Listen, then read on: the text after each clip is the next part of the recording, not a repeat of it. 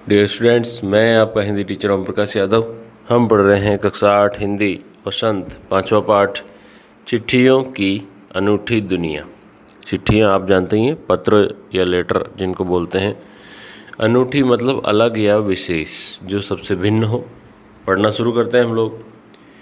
पत्रों की दुनिया भी अजीबोगरीब है और उसकी उपयोगिता हमेशा से बनी रही है। पत्रों की दुनिया को अजीबोगरीब कहा गया है क्योंकि ये सबसे अलग है। जो अलग होता है, जो भिन्न होता है, जो दूसरों के समान नहीं होता है, आमतौर पर उसको अजीबोगरीब कह दिया जाता है और उसकी उपयोगिता हमेशा से बनी हुई है, अर्थात ये सदैव ही उपयोगी रही है। कभी भी ऐसा समय नहीं आया होगा कि जब पत्र हमें बेकार लगने लगे होंगे। वर्तमान समय में जबकि संचार के इतने आधुनिक साधन आ गए हैं कि हमें कहीं जाने की ज़रूरत नहीं है, दुनिया के किसी भी कोने में हम कुछ ही सेकंड्स में कनेक्ट हो जाते हैं और सीधा फेस टू फेस एक दूसरे को देख सकते हैं, सुन सकते हैं, बातें कर सकते हैं। पत्र जो काम कर सकते हैं वह संचार का आधुनिकतम साधन नहीं कर सकता है। आप ध्यान दीजिएगा, यहाँ कहा जा रहा है कि जो आधुनिकतम साधन, जो वर्तमान में हम लोग फ़ोन आदि यूज़ कर रहे हैं, ये भी वो काम नहीं कर सकते जो पत्र कर सकता है। ऐसा क्यों कहा है? देखिए, पत्र जैसा संतोष फ़ोन या SMS का संदेश कहाँ दे सकता है। अर्थात फ़ोन का जो संदेश होता है उसमें पत्र के जैसा संतोष नहीं है, सेटिस्फेक्शन नहीं है। पत्र एक नया सिलसिला शुरू करते हैं और राजनीति, साहित्य तथा कला के क्षेत्रों में तमाम विवाद और नई घटनाओं की जड़ भी पत्र ही होते हैं। चाहे वो राजनीति हो, साहित्य हो, कला हो, इन सभी में कभी भी कोई नई शुरुआत हुई है तो वो पत्रों के माध्यम से ही हुई है। और यहाँ तक कि लेखक कह रहा है कि यदि कोई नई घटना या विवाद हुआ है तो वो भी पत्रों से ही शुरू होता है। दुनिया का तमाम साहित्य पत्रों पर केंद्रित है और मानव सभ्यता के विकास में इन पत्रों ने अनूठी भूमिका निभाई है। अर्थात दुनिया का जितना भी साहित्य है वो पत्रों पर केंद्रित है। प्राचीन समय में साहित्यकार एक दूसरे को पत्र लिखा करते थे और उन्हीं पत्रों के आधार पर हम लोग वर्तमान में साहित्य को जान पाते हैं, इतिहास को जान पाते हैं। मानव सभ्यता के विकास में पत्रों की भूमिका है क्योंकि प्राचीन समय में जब विभिन्न संचार साधन नहीं थे तो लोग पत्रों के माध्यम से ही एक दूसरे को संदेश भेजा करते थे।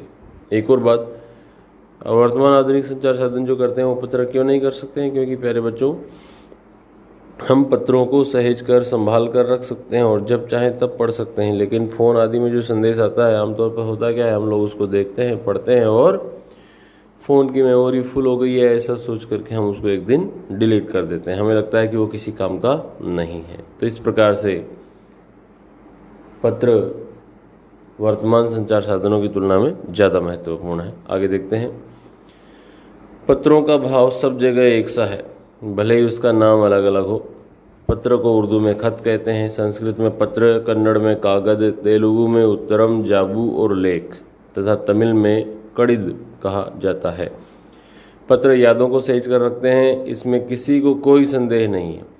पत्र हमारी यादें संभाल कर, सहेज कर रखना मतलब संभाल कर रखना। हर एक की अपनी पत्र लेखन कला है और हर एक के पत्रों का अपना दायरा है। पत्र लेखन एक कला है और हर एक की वो अपनी अपनी और भिन्न भिन्न हो सकती है। दायरा मतलब सीमाएं हैं। दुनिया भर में रोज़ करोड़ों पत्र एक दूसरे को तलाशते तमाम ठिकानों तक पहुंचते हैं। दुनिया भर में यदि हम बात करें, रोज़ाना करोड़ों पत्र लिखे जाते हैं, ऐसा लेखक कहते हैं। भारत में ही रोज़ 4.5 करोड़ चिट्ठियाँ डाक में डाली जाती हैं, जो साबित करती हैं कि पत्र कितनी अहमियत रखते हैं। अहमियत मतलब वो काफ़ी महत्वपूर्ण है, उनकी काफ़ी इम्पोर्टेंस है। पंडित जवाहरलाल नेहरू ने सन 1953 में सही कहा था कि हजारों सालों तक संचार का साधन केवल हरकारे या फिर तेज दो घोड़े रहे। हरकारे ऐसे व्यक्ति होते हैं जो संदेश लेकर के जाने के लिए दौड़ते रहते हैं, उन्हीं को आप देखिए ब्रैकेट में रनर्स लिखा गया है या फिर तेज घोड़े। उसके बाद पहिए आए, पर रेलवे और तार से भी भारी बदलाव आया। तार ने रेलों से भी तेज गति से संवाद पहुंचाने का सिलसिला शुरू किया। प्यारे बच्चों, आप शायद नहीं जानते होंगे, तार भी एक संचार का साधन था जिसके माध्यम से एक जगह पर लिखा गया मैसेज दूसरी जगह पर जाकर के टाइप हो जाता था और वहाँ से प्रिंट निकाल के जिसको पहुँचाना हो वहाँ पहुँचा दिया जाता था। तो ये रेल से भी ज़्यादा तेज हो गया था। और उसके भी बाद में जब टेलीफोन, वायरलेस और रडार की दुनिया आई तो ये सब कुछ बदल गया। पिछली शताब्दी में पत्र लेखन ने एक कला का रूप ले लिया। डाक व्यवस्था के सुधार के साथ साथ पत्रों को सही दिशा देने के लिए विशेष प्रयास किए गए। पत्र सांस्कृतिक विकास करने के लिए स्कूली पाठ्यक्रम में पत्र का लेखन का विषय भी शामिल किया गया। ये सब कुछ पिछली शताब्दी में हुआ। पिछली शताब्दी अर्थात 1900 से 2000 तक का समय। आगे देखिएगा, भारत ही नहीं दुनिया के कई देशों में ये प्रयास चले और विश्व डाक संघ ने अपनी ओर से भी काफ़ी प्रयास किए। ये सब प्रयास किस लिए किए जा रहे हैं? पत्रों के लेखन को सुधारने के लिए। विश्व डाक संघ की ओर से 16 वर्ष से कम आयु वर्ग के बच्चों के लिए पत्र लेखन प्रतियोगिता आयोजित करने का सिलसिला सन 1972 से शुरू किया गया।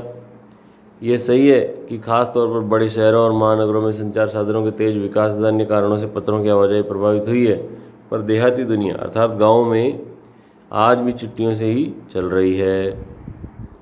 फैक्स, ईमेल, टेलीफोन तथा मोबाइल ने चिट्ठियों की तेजी को रोका है, पर व्यापारिक डाक की संख्या लगातार बढ़ रही है। यहाँ ध्यान दीजिएगा, वर्तमान में क्या हो गया है? फैक्स हो गए, ईमेल हो गए, टेलीफोन, मोबाइल, ये सब आने से क्या हो गया है? चिट्ठियों की तेजी रुक गई। अर्थात अब लोगों ने इनको कम काम में लेना शुरू कर दिया। कम या यूँ कहें कि व्यक्तिगत पत्र तो बिल्कुल समाप्त ही हो गए हैं, लेकिन कौन से पत्र अभी बढ़ रहे हैं? व्यापारिक डाक की संख्या लगातार बढ़ रही है। जो व्यापार से संबंधित पत्र व्यवहार होता है, पत्र लिखे जाते हैं, वो निरंतर क्या हो रहे हैं भाई? बढ़ते जा रहे हैं। आगे देखिए, जहाँ तक पत्रों का सवाल है, अगर आप बारीकी से उसकी तह में जाएं, बारीकी से मतलब बहुत ही ध्यान से देख करके, तह में जाना मतलब उसकी शुरुआत में जाएं, आपको ऐसा कोई नहीं मिलेगा जिसने कभी किसी को पत्र न लिखा या न लिखाया हो, या पत्रों का बेसब्री से जिसने इंतज़ार न किया हो। अर्थात अब यदि हम पुराने समय की बात करें और लोगों से पूछें तो ऐसा कोई भी नहीं मिलेगा जिसने कभी पत्र न लिखा हो या किसी और से न लिखवाया हो, या फिर ऐसा भी कोई नहीं मिलेगा जो कभी पत्रों का इंतज़ार बेसब्री से, जिसको सब्र न रहे कि मेरा पत्र कब आएगा कब आएगा। ऐसा हमारे सैनिक तो पत्रों का जिस उत्सुकता से इंतज़ार करते हैं उसकी कोई मिसाल ही नहीं है। बिल्कुल सही बच्चों, हमारे सैनिकों के पास तो पत्राचार के माध्यम से ही उनके परिवारजनों का संदेश पहुंचता है और वो अपने परिवारजनों को संदेश भेजते हैं, तो वो बहुत ही उत्सुकता से अपने परिवारजनों के पत्रों का इंतज़ार करते हैं। ऐसा आप लोगों ने एक मूवी बॉर्डर में देखा भी होगा, जिसमें गाना भी है। वो सारे लोग इंतज़ार करते रहते हैं, डाकिया आता है, किसी का संदेश आया है, किसी का नहीं आया, और उसी पर फिर वो गाना चलता है, संदेश से आते हैं। आपने सुना होगा। आगे बढ़ते हैं। एक दौर था जब लोग पत्रों का महीनों इंतजार करते थे, पर अब वह बात नहीं है। परिवहन साधनों के विकास ने दूरी बहुत घटा दी है। पहले लोगों के लिए संचार का इकलौता साधन चिट्ठी ही थी, पर आज और भी साधन विकसित हो गए हैं। आज अनेक साधन हो गए हैं, जैसा कि आप जानते होंगे। इंटरनेट के माध्यम से, फ़ोन के माध्यम से हम लोग कहीं भी कभी भी किसी से भी मिल सकते हैं, बात कर सकते हैं। आज देश में ऐसे लोगों की कमी नहीं है जो अपने पुरखों की चिट्ठियों को सहेज कर, संजो कर विरासत के रूप में रखे हुए हों। पुरखों की चिट्ठियाँ अर्थात पूर्वजों की, हमसे पहले वाले जो लोग थे उन्होंने चिट्ठियाँ लिखी होंगी। इन लोगों ने उनकी चिट्ठियों को क्या कर रखा है? सहेज कर और संभाल कर, संजो कर, अर्थात सुव्यवस्थित तरीके से उनको सुरक्षित रखा हुआ है। या फिर बड़े बड़े लेखक, पत्रकारों, उद्यमी, कवि, प्रशासक, सन्यासी या किसान, इनकी पत्र रचनाएं अपने आप में अनुसंधान का विषय है। अर्थात पुराने समय में किसी लेखक ने, पत्रकार ने, उद्यमी, कवि, सन्यासी, किसान आदि ने कभी कोई पत्र लिखा होगा, और आज उन पत्रों को क्या है? अनुसंधान का विषय मान लिया गया। अर्थात उन पत्रों को पढ़कर के ये जानने की कोशिश की जाती है कि उस समय में हालात कैसे रहे होंगे। अगर आज जैसे संचार साधन होते तो पंडित जवाहरलाल नेहरू को अपनी पुत्री इंदिरा गांधी को फ़ोन करते, पर तब पिता के पत्र पुत्री के नाम नहीं लिखे जाते, जो देश के करोड़ों लोगों को प्रेरणा देते हैं। कहा जा रहा है कि यदि संचार के साधन होते तो पंडित जवाहरलाल नेहरू अपनी पुत्री को पत्र नहीं लिखते, जिनको कहा जाता है पिता के पत्र पुत्री के नाम। और यदि ऐसा होता तो वो पत्र जो आज करोड़ों लोग पढ़ते हैं, वो उनको पढ़ने को नहीं मिलते। पत्रों को तो आप सहेज कर रख लेते हैं, पर SMS के संदेशों को आप जल्दी भूल जाते हैं। कितने संदेशों को आप सहेज कर रख सकते हैं? ये सवाल है जो ये बात कहते हैं कि पत्र ज़्यादा महत्वपूर्ण है। तमाम महान हस्तियों की तो सबसे बड़ी यादगार या धरोहर उनके द्वारा लिखे गए पत्र हैं। जितनी भी महान हस्तियाँ हैं, जितने बड़े बड़े लोग इतिहास में हुए हैं, उनकी तो यादें ही क्या है? उनके द्वारा लिखे गए पत्र। उन पत्रों को हम लोग देखते हैं और हमें उनकी याद आती है, हम उनके बारे में जान पाते हैं। भारत में इस श्रेणी में राष्ट्रपिता महात्मा गांधी को सबसे आगे रखा जा सकता है। दुनिया के तमाम संग्रहालय जानी मानी हस्तियों के पत्रों का अनूठा संकलन भी है, अर्थात संग्रहालयों में, म्यूजियम्स में इन लोगों के द्वारा लिखे गए पत्रों को इकट्ठा करके वहाँ पर रखा हुआ है। तमाम पत्र देश, काल और समाज को जानने समझने का असली पैमाना है, क्योंकि जब पत्र लिखा गया होगा तो उस पत्र में अवश्य ही उस समय के बारे की घटनाओं के बारे में बताया गया होगा। जैसे हम लोग आज भी बात करते हैं तो कहते हैं कि आप क्या मौसम कैसा है, बारिश हो रही है, क्या हाल चाल है, बीमारी कैसी, ऐसा। तो उस समय में भी पत्रों में अवश्य ही ऐसी बातें लिखी गई होंगी। तो इस प्रकार से हम उस समय के पत्रों को पढ़ करके जान सकते हैं कि उस समय में देश में क्या हाल रहे होंगे। भारत में आज़ादी के पहले महासंग्राम के दिनों में जो कुछ अंग्रेज अफसरों ने अपने परिवारजनों को पत्र में वह लिखे हुए आगे चलकर बहुत महत्व की पुस्तकें बन गई। अर्थात जब देश में आज़ादी के पहले का समय चल रहा था, महासंग्राम चल रहा था, आज़ादी के लिए लड़ाइयाँ हो रही थी, तब कुछ अंग्रेज अधिकारियों ने पत्र लिखे उनके परिवारजनों को। उन पत्रों के माध्यम से हम ये जान सकते हैं कि उस समय देश में हालात कैसे थे, देश आज़ादी के लिए क्या क्या कर रहा था, अंग्रेज लोग उसके बारे में क्या सोचते थे। बाद में उनकी पुस्तकें बन गई, आज हम उनको पढ़ करके जान सकते हैं इतिहास। इन पत्रों ने साबित किया कि यह संग्राम कितनी ज़मीनी मजबूती लिए हुए था, अर्थात संग्राम में बहुत मजबूती थी।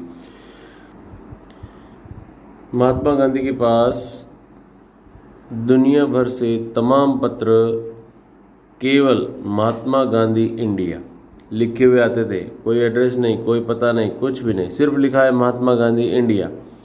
और वे जहाँ भी रहते थे वहाँ तक पहुँच जाते थे। आज़ादी के आंदोलन की कई अन्य दिग्गज हस्तियों के साथ भी ऐसा ही था।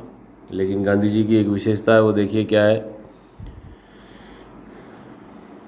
गांधी जी के पास देश से, दुनिया से बड़ी संख्या में पत्र पहुंचते थे, पर पत्रों का जवाब देने के मामले में उनका कोई जोड़ नहीं था, अर्थात उनके बराबर और कोई नहीं था, उनकी किसी से तुलना नहीं की जा सकती थी। क्यों? क्योंकि कहा जाता था कि जैसे ही उन्हें पत्र मिलता था वे उसी समय उसका जवाब भी लिख देते थे। अपने दोनों हाथों से ही ज़्यादातर पत्रों का जवाब देते थे। जब लिखते लिखते उनका दाहिना हाथ दर्द करने लगता था तो वे बाएं हाथ से लिखने में जुट जाते थे। महात्मा गांधी नहीं, आंदोलन के तमाम नायकों के पत्र गांव-गांव में मिल जाते हैं। गांधी जी के अलावा जितने भी हमारे देश की आज़ादी के लिए लड़ने वाले जो नायक थे, जो हीरो थे, उनके पत्र गाँवों में लोगों के पास में मिल जाते हैं। पत्र भेजने वाले लोग उन पत्रों को किसी प्रशस्ति पत्र से कम नहीं मानते, और कई लोगों ने उस पत्रों को फ्रेम करा करके भी रख लिया है कि ये देखो मेरे पास में उस नेता ने पत्र भेजा था। प्रशस्ति पत्र जो होता है वो आमतौर पर हमें कुछ अच्छा कार्य करने पर प्राप्त होता है, उसे कहते हैं। यह पत्रों का जादू है। यही नहीं, पत्रों के आधार पर ही कई भाषाओं में जाने कितनी किताबें भी लिखी जा चुकी है, अर्थात सिर्फ पत्रों के बारे में बताने के लिए अनेक भाषाओं में अनेक किताबें लिखी जा चुकी हैं। वास्तव में पत्र किसी दस्तावेज से कम नहीं। दस्तावेज मतलब जरूरी कागजात, डॉक्यूमेंट्स। पंत के 200 पत्र बच्चन के नाम, ये एक पुस्तक का नाम है जिसमें सुमित्रानंदन पंत ने हरिवंश राय बच्चन को पत्र लिखे हैं। और निराला के पत्र हमको लिखियो है कहा, ये भी एक पुस्तक का नाम है। तथा पत्रों के आईने में दयानंद सरस्वती, ये भी एक पुस्तक का नाम है। देखिए दोबारा से बताता हूँ, पंत के 200 पत्र बच्चन के नाम, ये एक किताब हो गई। निराला के पत्र, ये पुस्तक का नाम, यहाँ से हमको लिखियो है कहाँ, ये एक पुस्तक का नाम है। पत्रों के आईने में दयानंद सरस्वती, ये भी एक पुस्तक का नाम है। समेत कई पुस्तकें आपको मिल जाएंगी जिनमें सभी में पत्रों के बारे में ही लिखा गया है। कहा जाता है कि प्रेमचंद खास तौर पर नए लेखकों को बहुत प्रेरक जवाब देते थे। जो नया लेखक था, नया नया लिखना शुरू किया, उसको प्रेमचंद बहुत ही अच्छा पत्र लिखते थे जो प्रेरक होता था, प्रेरणादायक होता था। तथा पत्रों के जवाब में वो बहुत मुस्तैद रहते थे, मतलब सावधान रहते थे, सचेत रहते थे। जैसे ही पत्र आया तुरंत लिख के भेज देते थे।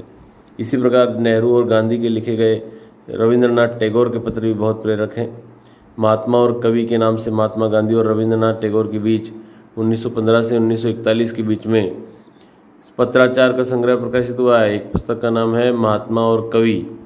इसके अंदर महात्मा गांधी और टैगोर जो है उनके बीच में जो पत्र लिखे गए थे उनका संग्रह किया गया है, जिसमें बहुत से नए तथ्यों और उनकी मनोदशा का लेखा जोखा मिलता है। अर्थात उस पुस्तक को पढ़ने पर पता चलता है कि उस समय में देश के हालात कैसे थे, महात्मा गांधी और रविंद्रनाथ टैगोर की मनोदशा, उनकी मन की स्थिति कैसी थी, वो क्या सोचते थे। पत्र व्यवहार की परंपरा भारत में बहुत पुरानी है, पर इसका असली विकास आज़ादी के बाद ही हुआ है। तमाम सरकारी विभागों की तुलना में सबसे ज़्यादा गुडविल डाक विभाग की। गुडविल मतलब अच्छी साख है, जिसको लोग अच्छा मानते होंगे। अन्य सरकारी विभागों के बारे में फिर भी कह दिया जाता है कि वहाँ भ्रष्टाचार के मामले होंगे, वहाँ लापरवाही होगी, लाल फीताशाही होगी, लेकिन डाक विभाग के मामले में सभी लोग तारीफ ही करते हैं। इसकी एक खास वजह यह भी है कि यहाँ लोगों को जोड़ने का काम करता है, ये लोगों को जोड़ने का काम करता है। घर घर तक इसकी पहुँच है। संचार के तमाम उन्नत साधनों के बाद भी चिट्ठी पत्री की हैसियत बरकरार है, अर्थात लोग आज भी चिट्ठी पत्री को काफ़ी पसंद करते हैं। शहरी इलाकों में आलीशान हवेलियाँ हों या फिर झोपड़पट्टियों में रह रहे लोग, दुर्गम जंगलों से घिरे हुए गाँव हो या फिर बर्फबारी के बीच रहे पहाड़ी लोग, समुद्र तट पर रह रहे मछुआरे हों या फिर रेगिस्तान की ढाणियों में रहे लोग, आज भी खतों का ही सबसे अधिक बेसब्री से इंतजार होता है। ये अलग अलग स्थान बता दिए हैं, चाहे वो आलीशान मकानों वाले अमीर हों या फिर गरीब, या जंगलों में रहने वाले, पहाड़ों में रहने वाले, समुद्र में रहने वाले, रेगिस्तान में रहने वाले, सभी लोग पत्रों का बेसब्री से इंतजार करते हैं। एक दो नहीं, करोड़ों लोग खतों और अन्य सेवाओं के लिए रोज़ भारतीय डाकघरों के दरवाजों तक पहुँचते हैं और कहते हैं कि हमारा चिट्ठी आई है, हमारा पत्र आया है क्या। और इसकी बहुआयामी भूमिका नज़र आ रही है। दूर देहात में लाखों गरीब घरों में चूल्हे मनी ऑर्डर अर्थव्यवस्था से चलते हैं। मतलब आज भी मनी ऑर्डर आता है, पैसा आता है और उसी पैसे को डाक से, पोस्ट ऑफिस से निकालते हैं और अपना घर चलाते हैं। अपनी अर्थव्यवस्था से उनके घरों का चूल्हा जलता है। गाँव या गरीब बस्तियों में चिट्ठी या मनी ऑर्डर लेकर पहुंचने वाला डाकिया देवदूत के रूप में देखा जाता है। अर्थात जब डाकिया चिट्ठी लेके आता है या मनी ऑर्डर लेके आता है, पैसा लेके आता है, तो वो किसी भगवान के दूत से, देवदूत से कम नहीं लगता है। और इस प्रकार से वर्तमान समय में भी चिट्ठियाँ बहुत ही ज़्यादा महत्वपूर्ण हैं। चिट्ठियों का महत्व बना हुआ है। ये प्यारे बच्चों आपका पाठ था। अब इसके प्रश्न हम लोग देख लेते हैं। पहला प्रश्न, पत्र जैसा संतोष फोन या एसएमएस का संदेश क्यों नहीं दे सकता है? क्योंकि पत्र में जो लिखा हुआ रहता है वो स्पष्ट रूप से हमारे सामने होता है, हम उसको हाथ में लेके देख सकते हैं। और एक सबसे अच्छी बात यह है कि हम उसको सहेज कर संभाल कर रख सकते हैं और बाद में कभी भी पढ़ा जा सकता है। लेकिन फ़ोन या एसएमएस का जो संदेश होता है, यदि फ़ोन पे बात किया है तो वो हम संभाल के नहीं रख सकते। यदि मैसेज है तो हम कुछ दिन बाद में उसको डिलीट कर देते हैं। दूसरा प्रश्न देखिए, पत्र को खत, कागज, उत्तरम, जाबू, लेख, कड़िद, पाती, चिट्ठी इत्यादि कहा जाता है। इन शब्दों से संबंधित भाषाओं के नाम लिखिए। इन सभी भाषाओं के नाम आपको पुस्तक में ही दिए हुए हैं, आपको वहाँ से ढूंढ करके इनके नाम लिखने हैं।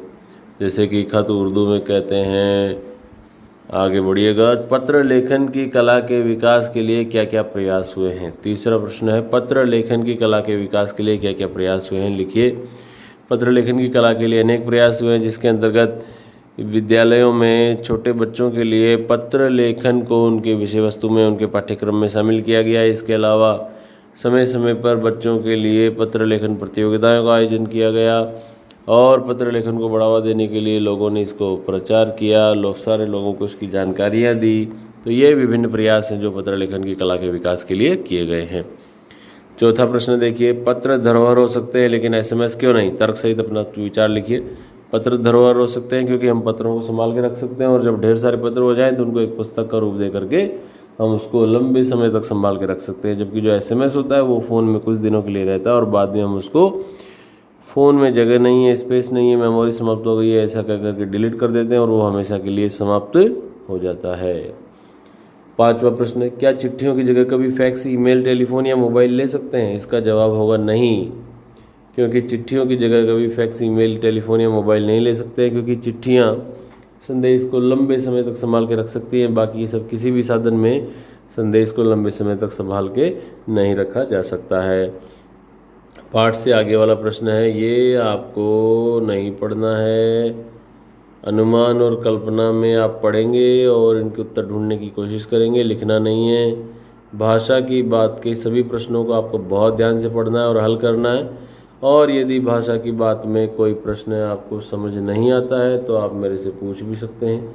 हालांकि ये नोटबुक में लिखना नहीं है, लेकिन ये महत्वपूर्ण इसलिए है क्योंकि भाषा की बात में से आमतौर पर परीक्षा में एक प्रश्न जरूर आता है। इसलिए भाषा की बात वाला तो आपको अवश्य ही पढ़ना है, समझना है, और समझ ना आए तो मेरे से पूछना है। तो प्यारे बच्चों, आज के लिए इतना ही। ये थी हमारी चिट्ठियों की अनूठी दुनिया। Thank you.